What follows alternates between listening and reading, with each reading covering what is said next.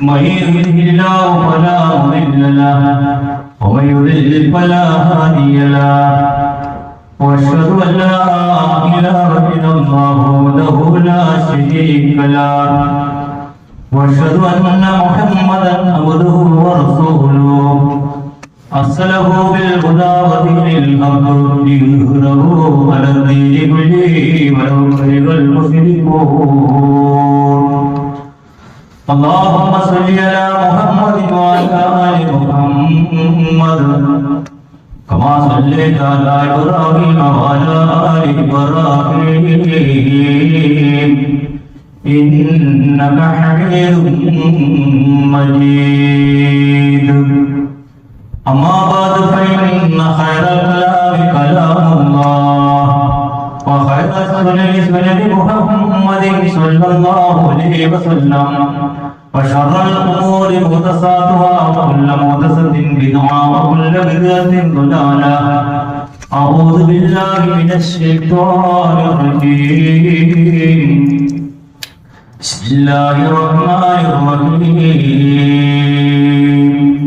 يا ايها الذين امنوا اتقوا الله حق تقاته ولا تموتن إلا وأنتم مسلمون. يا أيها الناس اتقوا ربكم الذي خلقكم من نفس واحدة وخلق منها زوجها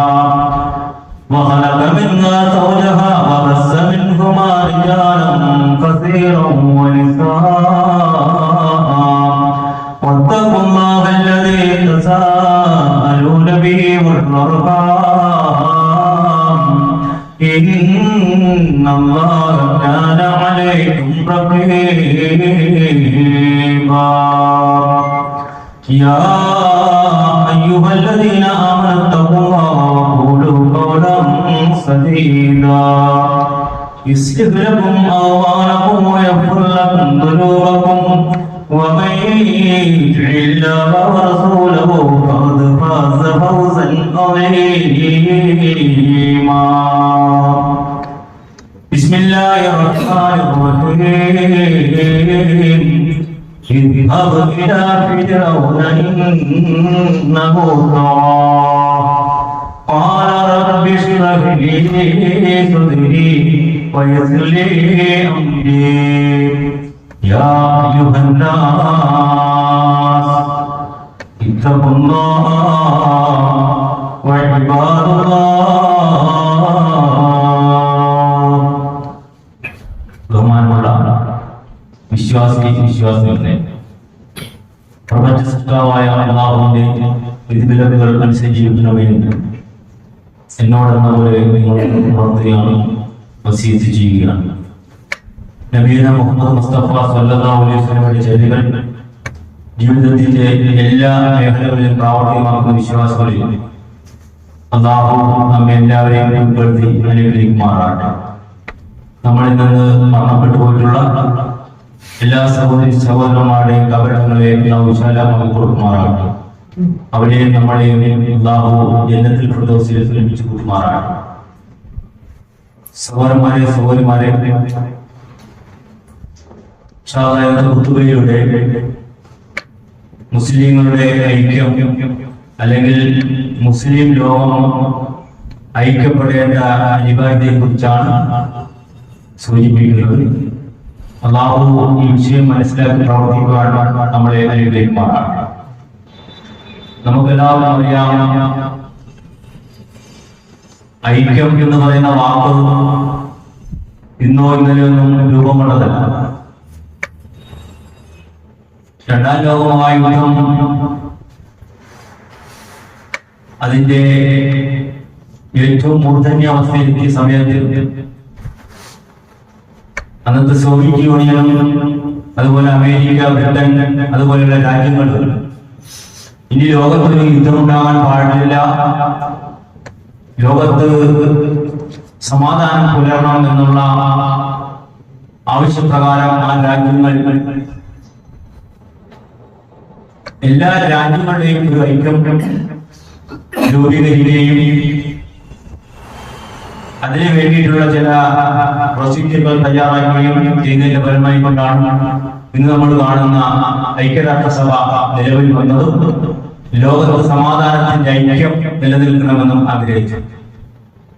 അത് വെറും 1945 ഒക്ടോബർ മാസം എന്ന് നമ്മൾ മനസ്സിലാക്കണം. പക്ഷേ നമ്മുടെ കേരളത്തിൽ മുസ്ലിം ഐക്യ സംഘം എന്ന് പറയുന്ന ഒരു മുസ്ലിങ്ങളുടെ ഐക്യം രൂപപ്പെട്ടത് 1922. അതിനു മുമ്പ് ഹൈന്ദവരായിട്ടുള്ള സഹോദരന്മാരെ അവിടെയുള്ള ചില പ്രബല വിഭാഗങ്ങളിൽ ഇന്ത്യയിലെ ഒരു ഐക്യം രൂപീകരിച്ചത് 1902. ഇങ്ങനെ ഐക്യത്തിന്റെ പല മേഖലകളിലും പല ജാതികളും വർണ്ണങ്ങളും ഇങ്ങനെ നിലനിൽക്കുന്നുണ്ട്. ഇപ്പോൾ അഫ്ഗാനിസ്ഥാനിൽ ഭൂകമ്പം ഉണ്ടായ സമയത്ത്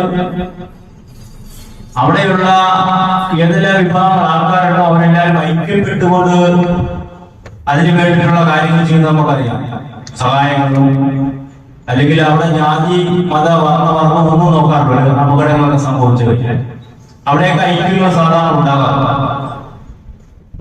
മുസ്ലിം ഐക്യം എന്ന് കൊണ്ട് ഉദ്ദേശിക്കുന്നത് ഇതുപോലെ ഭൗതിക ലോകത്തെ വിഷയങ്ങൾ മാത്രമല്ല. അല്ലാഹു സുബ്ഹാനഹു വ തആല അവന്റെ പ്രവാചകനിലൂടെ പഠിപ്പിച്ചു കൊടുത്തിട്ടുള്ള ദീൻ നിലനിൽക്കണമെങ്കിൽ അതിനു വേണ്ടിയിട്ടുള്ളത് നമ്മൾ എന്ത് ചെയ്യണം? അതിന്റെ ഐക്യത്തിന്റെ വിഷയമാണ് നമ്മൾ സൂചിപ്പിക്കുന്നത്. ഉദാഹരണം പറയുകയാണെങ്കിൽ കഴിഞ്ഞ ദിവസം ഖത്തറിലെ പ്രധാനമന്ത്രി ഐക്യരാഷ്ട്രസഭയിലെ വളരെ ധീരോടുകൂടിയും വളരെ വാശിയോടുകൂടിയും വളരെ അവർക്ക് എത്രത്തോളം അവരുടെ മനസ്സിൽ കോപമുണ്ടോ ദേഷ്യമുണ്ടോ അതേ രീതിയിൽ സംസാരിച്ചിട്ടുണ്ട്. അവിടെ രാജ്യത്ത് ഒരു ബോംബ്, ഇസ്രായേലിന്റെ ഒരു ബോംബ്. യഥാർത്ഥത്തിൽ ദീനീപരമായിട്ട് നോക്കുകയാണെങ്കിൽ മസ്ജിദുൽ അഖ്സ നിലകൊള്ളുന്ന ആ മണ്ണിൽ ഒരു ബോംബ് വിടുമ്പോൾ ഇപ്പോഴത്തെ ഐക്യം കാണിക്കുന്നു അതിനേക്കാള് എന്ത് ചെയ്യണം? കോപത്തിലും ദേഷ്യത്തിലും പ്രകടിപ്പിക്കേണ്ട ആ വികാരം അവർ മറന്നുപോയി. ആ രാജ്യക്കാർ മറന്നു. സ്വന്തം രാജ്യത്തിൽ വീഴുന്നതിനേക്കാള് പ്രതികരിക്കേണ്ട സമയമാണ് മസ്ജിദുൽ അഖ്സയുടെ പ്രാന്തപ്രദേശം. അത് ബർക്കത്താക്കപ്പെട്ട സ്ഥലങ്ങളിൽ വരുമ്പോൾ അവർ വിഷമമില്ല. അപ്പോൾ ഇതാണ് ദീനപരമായിട്ടുള്ള ഐക്യവും സാധാരണ നമ്മുടെ നാട്ടിൽ നടക്കുന്ന സംഭവങ്ങൾ തമ്മിലുള്ള വ്യത്യാസം. മറ്റേത് ഖത്തർ ആ രാജ്യത്തെ എടുത്തോ മുസ്ലിങ്ങൾ മൊത്തത്തിൽ നോക്കുമ്പോൾ പ്രതികരിക്കേണ്ട സമയം ഉണ്ടായിരുന്നു. ഇവിടെ നമ്മൾ മനസ്സിലാക്കേണ്ടത് സഹോദരന്മാരെ നമ്മുടെ ജീവിതത്തിൽ നമ്മുടെ ഒരു കുടുംബം നമ്മൾ എടുക്കുകയാണ്, നമ്മുടെ ഒരു വീട് എടുക്കുകയാണെങ്കിൽ മുസ്ലിങ്ങളിൽ നിലകൊള്ളുന്ന എല്ലാ സംഘടനയുടെ ആൾക്കാരും അതിലുണ്ടാവും. ഏതൊക്കെ സംഘടനകളുണ്ടോ ഒരു വീട്ടിലൊന്നുണ്ടാവില്ല. അപ്പോൾ നമ്മുടെ വീട്ടിലൊരു മരണം സംഭവിക്കട്ടെ, അതുപോലെ എന്തെങ്കിലും വിവാഹം ഉണ്ടാകട്ടെ, കർമ്മങ്ങൾ നടക്കുകയാണെങ്കിൽ ഇവിടെയൊക്കെ ഐക്യപ്പെട്ടുകൊണ്ട് നല്ല രീതിയിൽ മുമ്പോട്ട് പോകേണ്ട കടമ നമ്മുടെ ബാധ്യതയാണ്. തന്നെയുമല്ല നമ്മുടെ ജീവിതത്തിൽ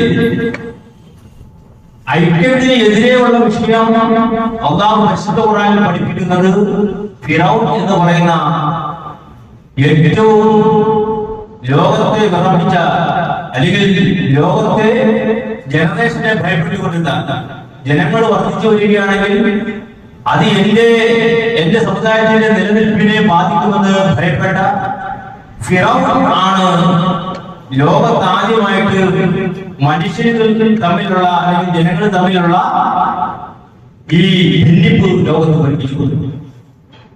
പരിശുദ്ധ ഖുർആൻ അങ്ങനെ തന്നെയാണ് പഠിപ്പിക്കുന്നത്. നിങ്ങൾ ആലോചിച്ച് നോക്കൂ, നമ്മുടെ മകനില് ഒരു ഉസ്താദ്, മകൻ എന്ന് പറഞ്ഞാൽ നമ്മുടെ കുടുംബങ്ങൾ, ഇവിടെ അംഗമായിട്ടുള്ള കുടുംബങ്ങളും അവിടെ മക്കളും അവരെന്തിനു പഠിക്കുന്നു, അവിടെ ചില വിഷയങ്ങൾ അറിയാവുന്ന ആളായിരിക്കണം കത്തീബ് എന്ന് പറയുന്നത്. അപ്പൊ ആ കത്തീബിന് അവരുടെ വീട്ടിലെ എന്തെങ്കിലും പ്രശ്നമുണ്ടെങ്കിൽ ഖുർആനിന്റെയും തിരുസുന്നത്തിന്റെയും അടിസ്ഥാനത്തിൽ പരിഹാരം ചെയ്തു കൊടുക്കാൻ പറ്റും, പരിഹാരം പറഞ്ഞു കൊടുക്കാൻ പറ്റും. നമ്മൾ സാധാരണ എന്ത് ചെയ്യുന്നത്, അതിൽ നിന്നൊക്കെ വിട്ടുപോയിട്ട് കുത്തുബ വളരെ ഇതായിരിക്കണം, കേൾക്കാൻ നല്ല ഇമ്പം ഉണ്ടായിരിക്കണം, കുത്തുബക്ക് മാർക്കിടുന്ന അവസ്ഥയിലെ പല സ്ഥലത്തുനിന്നുള്ള ആൾക്കാർ വന്ന് കുത്തുബ നടത്തി പോകുന്ന ഒരു രീതി നമ്മുടെ ഇടയിലേക്ക് കടന്നു. അതുകൊണ്ട് എന്ത് സംഭവിച്ചെന്ന് പറഞ്ഞാൽ വരുന്നവൻ അറിയില്ല കഴിഞ്ഞ പ്രാവശ്യം എന്തായിരുന്നു വിഷയം. ഈ നാട്ടിൽ എന്ത് സംഭവിച്ചു, ഈ മഹലിൽ എന്ത് സംഭവിച്ചു അവരറിയേണ്ട കാര്യം. ചിലപ്പോ വന്ന് സുഹൃത്ത് ഇഖ്ലാസ് അതിന്റെ തഫ്സീർ പറഞ്ഞു പോയിട്ട് വീണ്ടും വന്ന് റിപ്പീറ്റ് ചെയ്ത് തോന്നിപ്പോകുന്ന സാഹചര്യങ്ങളുണ്ടാകും.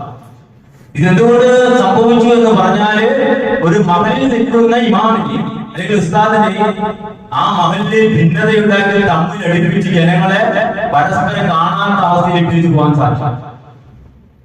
അതോടൊപ്പം തന്നെ മഹലിലേക്ക് വരുന്ന ഖത്തീബിനെ നമ്മുടെ നാട്ടിലെ കാര്യങ്ങൾ പഠിച്ചിട്ട് അവിടെ നല്ല രീതിയിൽ കുടുംബ ബന്ധങ്ങളും നല്ല ഇണക്കത്തോടും അതുപോലെ തന്നെ നല്ല രീതിയിൽ എങ്ങനെയാണോ അവിടെ കുടുംബം നിലനിന്നിരുന്ന സ്നേഹത്തോടും ബഹുമാനത്തോടും കൂടി നിലനിർത്തിക്കൊണ്ട് മുന്നോട്ട് പോകാൻ തീരെ വിടാതെ അതും സാധിക്കും. ഭൂരിഭാഗം മഹലുകളിലും ഇന്ന് ചിത്രതയും ഭിന്നതയും അല്ലെങ്കിൽ സംഘടനകൾക്ക് വേണ്ടി പ്രവർത്തിക്കുന്ന അല്ലെങ്കിൽ എന്റെ സംഘടനകൾക്ക് വേണ്ടി നിലകൊള്ളുന്ന ഖതീബുമാരും വന്നുകൊണ്ടും ജനങ്ങൾ പരസ്പരം എന്തായി ഒരു സലാം പറയാത്ത അവസ്ഥയിലേക്ക്. അപ്പൊ ഇങ്ങനെ ഭിന്നത നമ്മൾ ഒരു മഹൽ ഖതീബായിക്കോട്ടെ ഒരു ഉസ്താദായിക്കോട്ടെ നാട്ടിലുള്ള ആരെങ്കിലും ഉണ്ടാക്കിയാൽ പ്രസിദ്ധ ഖുർആൻ പറയുകയാണ്, ഇന്ന ഫിർഔന അലാ ഫിൽ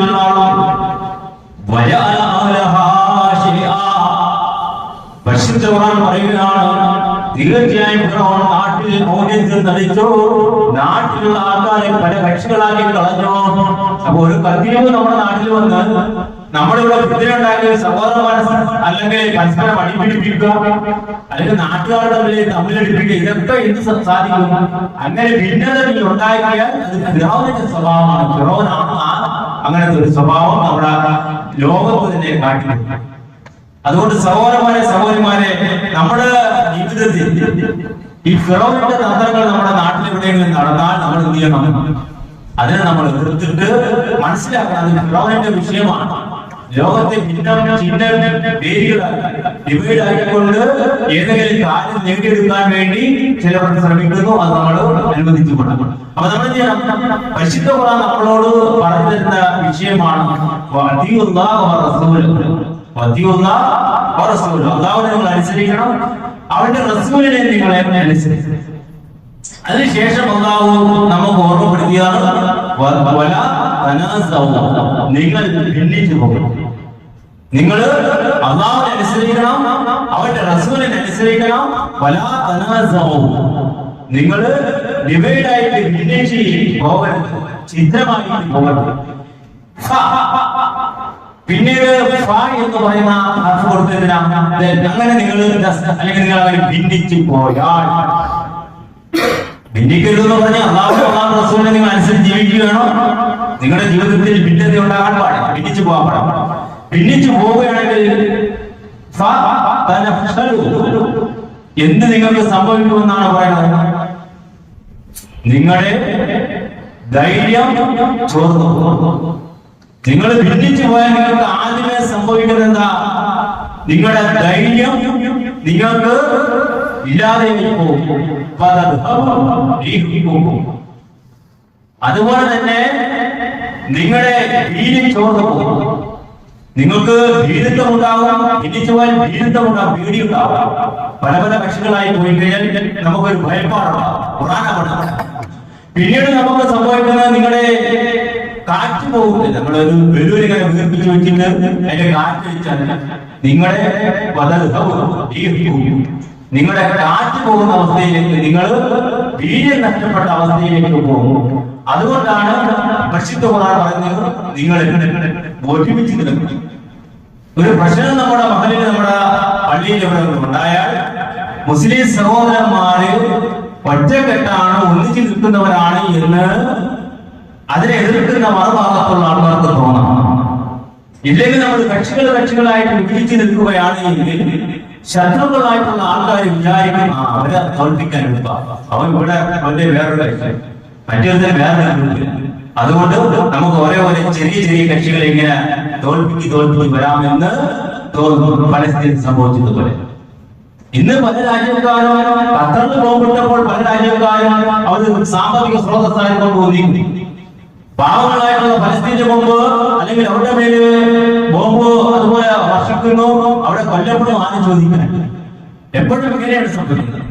സാമ്പത്തിക രംഗത്ത് ഉദിച്ചു നിൽക്കുന്ന അവർക്കെന്ന് സംബന്ധിച്ച് ലോകരാജ്യങ്ങളൊന്നും ദീനീപരമായിട്ട് നിലകൊള്ളുന്ന ഏറ്റവും മസ്ജിദിൽ അവസ്ഥയുള്ള അവിടെ ബോംബുകളുടെ ചോദിക്കാൻ. ഇതാണ് ദീനിന്റെ വിഷയം. ഇങ്ങനെ വരാൻ പാടില്ല. നിങ്ങൾ ആദ്യം എന്ത് ചെയ്യണമായിരുന്നു? എന്തിനെ? അത് ഞങ്ങളുടെ പുണ്യ സ്ഥലമാണ്. അത് പള്ളികളിൽ ഞങ്ങൾക്ക് അല്ലാഹു പരിശുദ്ധ ഖുർആൻ പറഞ്ഞ ഒരു പള്ളിയാണ്.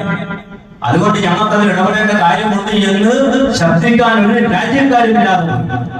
എന്തുകൊണ്ടാണ് അങ്ങനെ സംഭവിച്ചത്? ഇവിടെയാണ് അല്ലാഹു നമ്മളോട് പറയുന്നത്, നിങ്ങൾ ഭിന്നിക്കരുത്. ഭിന്നിച്ചാൽ നിങ്ങൾക്ക് ഭയപ്പാടുണ്ടാവും. ഭയപ്പാടുണ്ടായാൽ നിങ്ങളെ ആ ധൈര്യം ചോർന്നു പോകും. അതുകൊണ്ട് നിങ്ങൾ എന്ത് ചെയ്യണം? ധൈര്യപൂർവ്വം എല്ലാവരും ഒന്നിച്ച് ഒറ്റക്കെട്ടായിട്ട് നിൽക്കണം. അപ്പോൾ നിങ്ങൾക്ക് പല പ്രശ്നങ്ങളുണ്ടാവും. നിങ്ങൾക്ക് പല പ്രശ്നങ്ങളുണ്ടാവും. ഈ അള്ളാഹുവിന്റെ ഭവനം വന്നേ പിന്നെ പല സഹോദരന്മാർക്കും ഉറക്കമില്ലാത്ത എത്ര ദിവസങ്ങളുണ്ടായി ചിന്തിച്ചു. ഈ തൗഹീദിന്റെ ഭവനം കൊണ്ട് വന്നേ പിന്നെ ഒരു ദിവസവും ഒന്ന് മനസ്സമാധാനമായിട്ട് ഉറങ്ങാൻ പാടില്ലാത്ത ഉറങ്ങിയ സഹോദരന്മാര് എത്ര പേരുണ്ട് ഇവിടെ? എന്തുകൊണ്ടാ? ഇതിനു മുമ്പ് അള്ളാഹുവിന്റെ ഭവനം വരുന്നതിന് മുമ്പ് നിങ്ങൾ സമാധാനപരമായി ഉറങ്ങിയിട്ടില്ല. അപ്പോൾ അള്ളാഹു നമുക്ക് പരീക്ഷണം തന്നിരിക്കും. ആ പരീക്ഷണം കാണുമ്പോൾ നമ്മുടെ വീട്ടിൽ നിന്ന് പല ചോദ്യങ്ങളും എത്ര ദിവസമായി ഞാൻ നടക്കണം. നിങ്ങൾ മാത്രമല്ലേ നടക്കാനുള്ളൂ. സഹോദരന്മാരെ, സഹോദരിമാരെ, അങ്ങനെ പരീക്ഷണത്തിന് വിധേയമായിക്കൊണ്ട് നമ്മൾ ഓരോ കാര്യങ്ങൾക്ക് വേണ്ടി പോകുമ്പോൾ നമ്മുടെ സഹോദരന്മാരെ ചോദിക്കണം, എന്തായി അല്ലാഹുവിന്റെ ഭവനത്തിന്റെ വിഷയം എന്താ? അങ്ങനെ ചോദിക്കുമ്പോൾ നമുക്ക് സമാധാനം കിട്ടും. ഇവര് ക്ഷമിക്കുന്നതോടൊപ്പം തന്നെ അവർക്ക് കൊടുക്കേണ്ട ശക്തിയാണ് നമ്മൾ ഓരോ കാര്യങ്ങൾ അന്വേഷിക്കണം. നമ്മൾ ചിലപ്പോൾ പോകേണ്ടി വരുന്നില്ല, പക്ഷെ നമ്മൾ കാര്യങ്ങൾ അന്വേഷിക്കണം. അങ്ങനെ അന്വേഷിച്ചുകൊണ്ടിരിക്കുകയാണെങ്കിൽ ആ നമ്മൾ ചെയ്യുന്ന സൽപ്രവൃത്തിയിൽ നമ്മൾ പങ്കാളികളാകും. അങ്ങനെ പങ്കാളികളാണെങ്കിൽ അത് നമ്മൾ ഉൾപ്പെടും. സൂറത്ത് അൻഫാലിലെ 46-ാമത്തെ വചനമാണ്. ഇത് യുദ്ധത്തിന്റെ പശ്ചാത്തലത്തിലാണ് ഈ ആയത്ത് വരുന്നത്. സ്വഭാവത്വം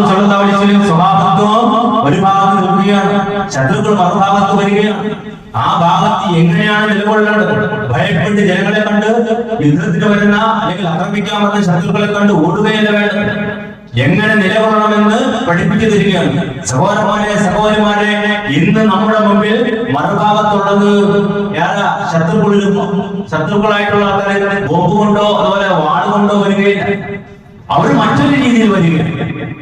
അത് വേറെ എന്തെങ്കിലും മാർഗത്തിലായിരിക്കും. അത് പള്ളിയെ ആക്രമിക്കുന്ന രീതിയിലല്ല, മറ്റു കാര്യങ്ങൾ പ്രബോധന ദൗത്യത്തിന് അല്ലെങ്കിൽ അള്ളാഹുവിന്റെ ഭവനത്തിലേക്ക് വരുന്ന ഈ അസാനെ തടയുന്ന അത് അതേപോലെയുള്ള ഒരു ഭാഗമാണ്. നിങ്ങളൊന്ന് ആലോചിച്ചോ, ലോകത്ത് എവിടെയെങ്കിലും ഈ അസാൻ അള്ളാഹു റസൂലിന്റെയും ബാങ്ക് കൊടുക്കുന്നത് വിരോധിച്ചിട്ടുള്ള ആൾക്കാർ, അത് എവിടെ ഏത് വിഭാഗത്തിന്റെ ആൾക്കാരായാലും അവര് രക്ഷപ്പെട്ട ചരിത്രമില്ല. അവരുടെ ജനറേഷൻ ഇല്ലാതെയായി പോയിക്കൊണ്ട് അവര് തകർന്ന ചരിത്രമേ ലോകമെമ്പാടുമുണ്ട്. അതുകൊണ്ടാണ് അത് മനസ്സിലാക്കിയ ശത്രുക്കളായിട്ടുള്ള ആൾക്കാർ പോലും, ഭരണാധികാരികൾ പോലും അസാൻ കേൾക്കുമ്പോൾ അവിടെ വലിയ വലിയ പ്രോഗ്രാമുകൾ നടത്തി മിണ്ടാതിരിക്കാനുള്ള അവര് ശബ്ദിക്കുന്നില്ല, വലിയ പ്രഭാഷണം നടത്തുന്നവരായി. പക്ഷേ അല്ലാഹുവിന്റെയും റസൂലിന്റെയും നാം ഉച്ചരിക്കുന്ന അസാൻ ഭാഗം തുടങ്ങി കേൾക്കുമ്പോൾ ഏത് പ്രോഗ്രാമാണെങ്കിലും അവരവിടെ നിർത്തി കുറച്ചു നേരം നിൽക്കും. കാരണം ഈ വിളിക്കപ്പെടുന്നത് ലോകസൃഷ്ടാവ് അത്യുന്നതനാകുന്നു. ചില ആൾക്കാര് അല്ലാഹു അക്ബർ എന്ന് പറഞ്ഞാല് ഇന്ത്യ ഭരിച്ച അക്ബറാണെന്ന് വരെ തെറ്റിദ്ധരിച്ച ആൾക്കാരുണ്ടായിരുന്നു.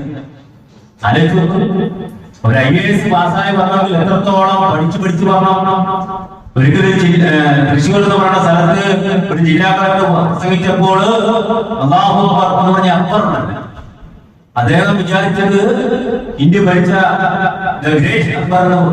ഇസ്ലാമിന്റെ ചരിത്രം കൊടുത്ത അദ്ദേഹമാണ്. അക്ബർ നല്ല ഭരണാധികാരിയായിരുന്നു എന്നൊക്കെ പ്രസംഗിച്ച ആൾക്കാർ IAS ഓഫീസർമാർ. അപ്പൊ സഹോദരന്മാരെ ഞാൻ പറഞ്ഞു വന്ന വിഷയം, ഈ ലോകത്ത് ഇന്ന് നിലനിൽക്കുന്ന സംവിധാന വ്യവസ്ഥ അനുസരിച്ച് മുസ്ലിങ്ങൾ ഐക്യപ്പെടേണ്ട ആ ആല എന്തായിരിക്കും? ഒന്നിച്ചിരിക്കും. ഏതുപോലെ നമ്മുടെ ജീവിതത്തില് പല പ്രശ്നങ്ങൾ ഉണ്ടാകുമ്പോഴോ നിങ്ങൾ ആലോചിച്ചു, വിവാഹ ജീവിതം കഴിച്ച ഒരു പെണ്ണ് നമ്മുടെ വീട്ടിലേക്ക് കടന്നു വരുമ്പോൾ നല്ല രീതിയിൽ മുമ്പോട്ട് പോയിക്കൊണ്ടിരുന്ന ആ വീട് ഛിന്നഭിന്നമാക്കാൻ ആ കടന്നു വന്ന വീട്ടിനെ കൊണ്ട് സാധിക്കും. എന്നില്ലെങ്കിൽ ദീനില്ലെങ്കിൽ അങ്ങനെയാണ്. അതുകൊണ്ടാണ് വിവാഹം കഴിക്കുന്ന സമയത്ത് ആദ്യമേ ദീന് നോക്കണം. ദീനില്ലാത്ത ഒരു പെണ്ണ് നമ്മുടെ കുടുംബത്തേക്ക് കടന്നു വന്നാൽ അവരെ പിന്നീട് അവർക്ക് മക്കൾ ഉണ്ടാകുമ്പോൾ ഈ മക്കൾ തമ്മിലുള്ള ചെറിയ പ്രശ്നം മതി ചിന്ന ഭിന്നമാവാൻ കുടുംബങ്ങൾ. പിന്നെ ചെറിയ മോനെ വീട് കൊടുത്തു പോകണം, അല്ലെ മൂത്ത മോൻ വീട് കൊടുത്തു പോകണം. അപ്പൊ മക്കൾ തമ്മിലുള്ള പ്രശ്നങ്ങൾ വരെയും കൺട്രോൾ ചെയ്യാൻ അറിയില്ലാത്ത പെണ്ണ്. ഇതൊക്കെ വീട്ടിൽ ഐക്യമില്ലാത്തതിന്റെ പ്രശ്നമാണ്. പിന്നെ കുടുംബത്തെ ഐക്യമില്ലാത്തതിന്റെ പ്രശ്നം, അതുപോലെ തന്നെ ദീനിൽ ഐക്യമില്ലാത്തതിന്റെ വിജയം. ഇതൊക്കെ കൊണ്ട് സഹോദരന്മാരെ ശത്രുക്കളായിട്ടുള്ള ആൾക്കാർ നമ്മളെ ഐക്യത്തിന്റെ പേരിൽ നമ്മളെ ഭരിക്കാം. എങ്ങനെയാണെങ്കിൽ നമ്മള് അള്ളാഹുവിനെ ഓർമ്മയില്ലാതെ വന്ന ഏത് വിഷയത്തിലും ഐക്യമില്ലാതെ വരുന്നതിനുള്ള കാരണം അള്ളാഹുവിനെ നമ്മൾ വിസ്മരിച്ചു പോയാൽ, അള്ളാഹുവിനെ ഒരാൾ വിസ്മരിച്ചു പോയാൽ പരിശുദ്ധ ഖുർആൻ പഠിപ്പിക്കുന്നു,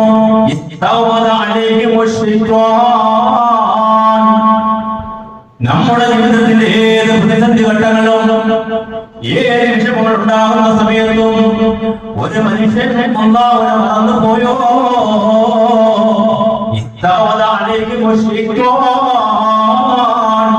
അവനെ ശൈത്വാൻ അത് ചെയ്തു കഴിഞ്ഞു, അവൻ ശൈത്വാന്റെ വലയിലാകപ്പെട്ടു കളഞ്ഞു. അങ്ങനെ ഒരു വ്യക്തി ശൈത്വാന്റെ വലയിലായി കഴിഞ്ഞാൽ വിശുദ്ധ ഖുർആൻ പഠിപ്പിക്കുന്നു,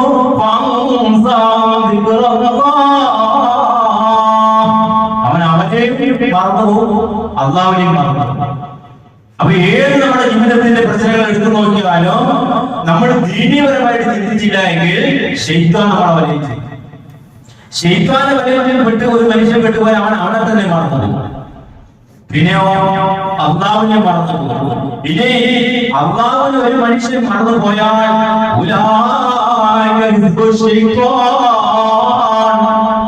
ഒരു മനുഷ്യന്റെ ജീവിതത്തിൽ അവൻ അള്ളാഹുവിനെ വിസ്മരിച്ചു പോയാൽ ശൈത്വാന്റെ രക്ഷയാണ്. ഏത് പ്രശ്നങ്ങളെടുത്തോ നമ്മുടെ കുടുംബ ജീവിതത്തിലായിക്കോട്ടെ, ഒരു ഭർത്താവ് ദീനിയായിട്ടുള്ള ഒരു കാര്യം പറഞ്ഞാൽ ഭാര്യ അതിന് വിരുദ്ധമായിട്ട് പ്രവർത്തിച്ചാൽ ശൈത്വാന്റെ കക്ഷി ഭാര്യയായിട്ട് മാറും.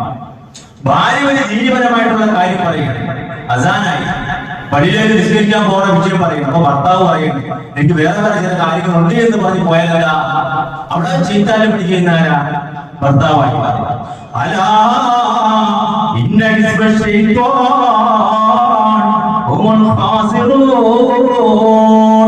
നിങ്ങൾ അറിയണേ, തീർച്ചയായും ശൈത്വാന്റെ കക്ഷികൾ അവർ തന്നെയാണ് നഷ്ടക്കാര്, അവർ തന്നെയാണ് നഷ്ടക്കാര്. അപ്പൊ സഹോദരന്മാരെ നമുക്കറിയാം, നമ്മുടെ അള്ളാഹുവിന്റെ ഭവനത്തിൽ കഴിഞ്ഞ ദിവസം പല പ്രശ്നങ്ങൾ സംഭവിച്ചു.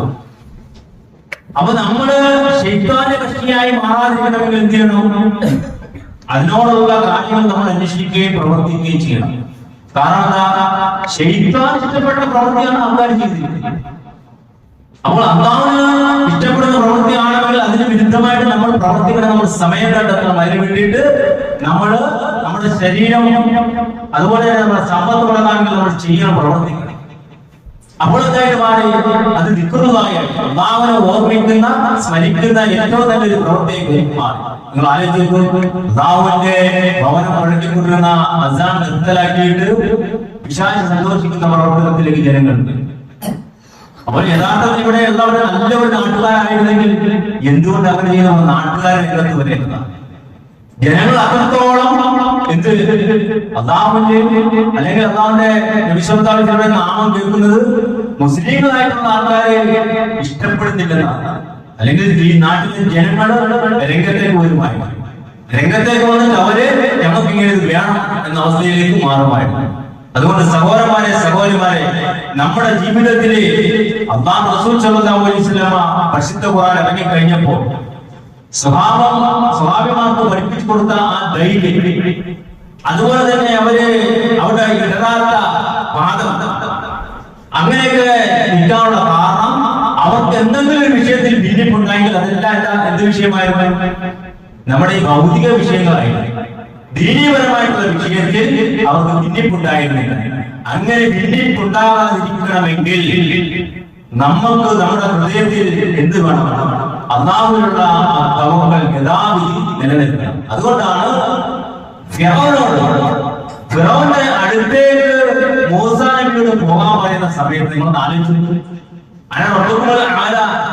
ഞാനാണ് ഈ രാജ്യത്തിന്റെ റബ്ബ് എന്ന് പറഞ്ഞ ഫിറഔന്റെ അടുത്തേക്ക് അല്ലാഹു മൂസാ നബി അലൈഹി സ്വലാത്തു വസ്സലാമിനോട് പോകാൻ പറയും.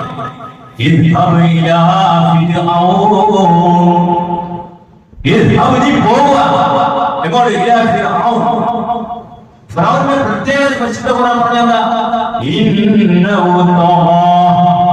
അവൻ അതിക്രമിയായിരിക്കുന്ന മനുഷ്യനാണ്.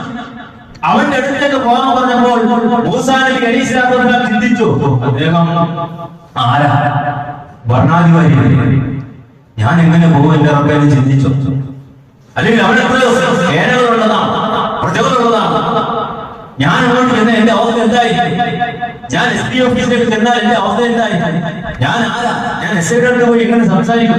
അവരുടെ ഭാഗത്ത് ധാരാളം ആൾക്കാരുള്ളതല്ലേ, ഭരണാധികാരികളുടെ സ്വാധീനമുള്ളതല്ലേ എന്ന രീതിയിലുള്ള ചിന്ത മൂസാ നബി അലൈഹി സ്വലാത്തു വസ്സലാമിനെ ചിന്തിച്ചോ? നീ ഫിറഔനിന്റെ അടുത്തേക്ക് പോണം.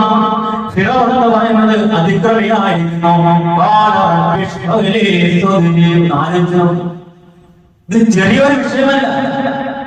ഏറ്റവും ഭീകരവാദിയായിട്ടുള്ള ദുഷ്ടനായ മൃഗീയനായ സ്വച്ഛാധിപതിയായ ആ ദുഷ്ടന്റെ അടുത്തേക്ക് നീ പോണെന്ന് പറയുമ്പോൾ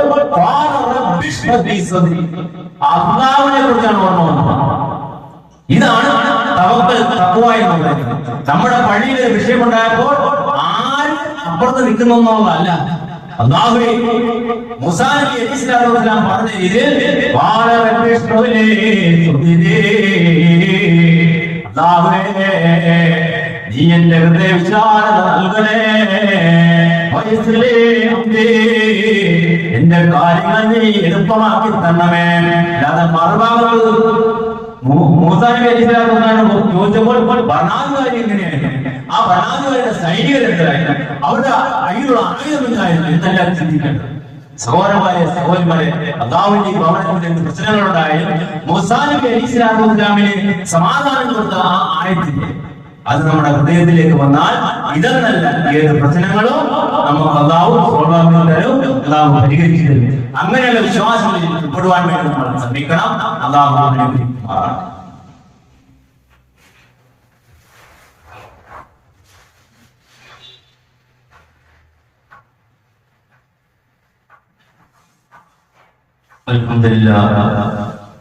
Alhamdulillah الذي هدانا لهذا وما كنا لنهتدي لولا أن هدانا الله.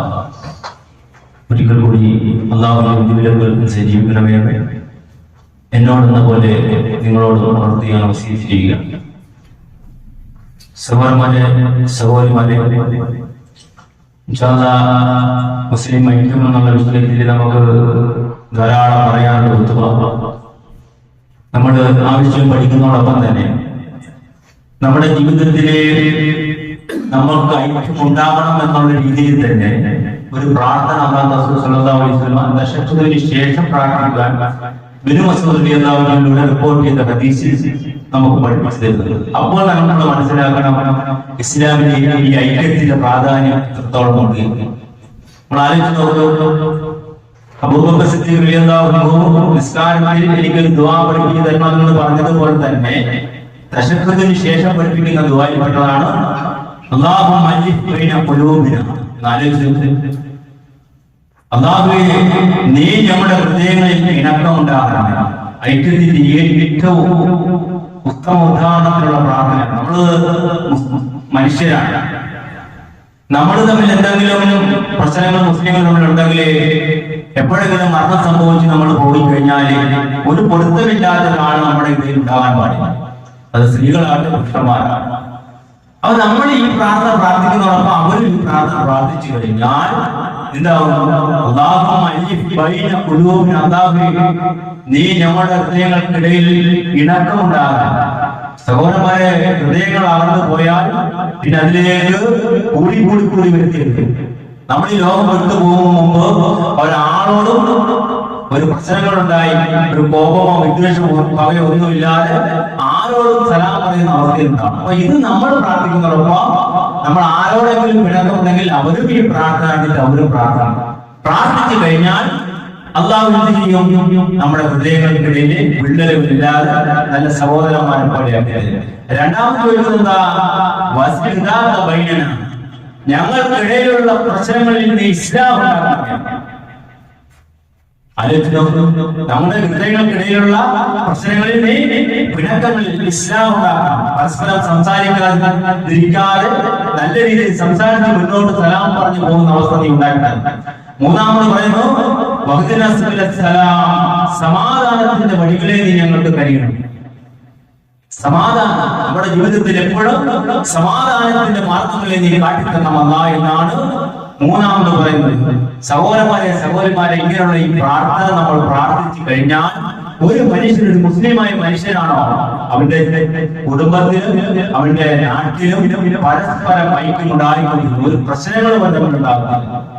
അവർ തമ്മിലുള്ള പ്രശ്നങ്ങൾ ഇല്ലാതായിക്കൊണ്ടിരിക്കും. അതുകൊണ്ട് ഈ പ്രാർത്ഥന വളരെ ബൃഹത്തായ പ്രാർത്ഥനയാണ്. എന്റെ 3 വരികൾ മാത്രമാണ് നമ്മൾ പറഞ്ഞത്. നിങ്ങളിത് പ്രാർത്ഥിച്ച് ജീവിതത്തിൽ പ്രാവർത്തികമാകാൻ ശ്രദ്ധിക്കണം. ആർക്ക് നമ്മളോട് എന്തെങ്കിലും ദേഷ്യ വിദ്വേഷം ഉണ്ടെങ്കിൽ അതൊക്കെ മാറി പുഞ്ചിരിക്കുന്ന ഒരു മുഖത്തോട് കൂടി സലാം പറയുന്ന അവസ്ഥ നമ്മുടെ സംജാതമാകും. അങ്ങനെയുള്ള വിശ്വാസം ഉൾപ്പെട്ടെങ്കിൽ മാത്രമേ നമ്മൾ എന്തായി കഴിയുള്ളൂ? ഐക്യം നമ്മുടെ വീടുകളിലും സമൂഹത്തിലും മകനിലും എല്ലാവരും നിലനിൽക്കുള്ളൂ.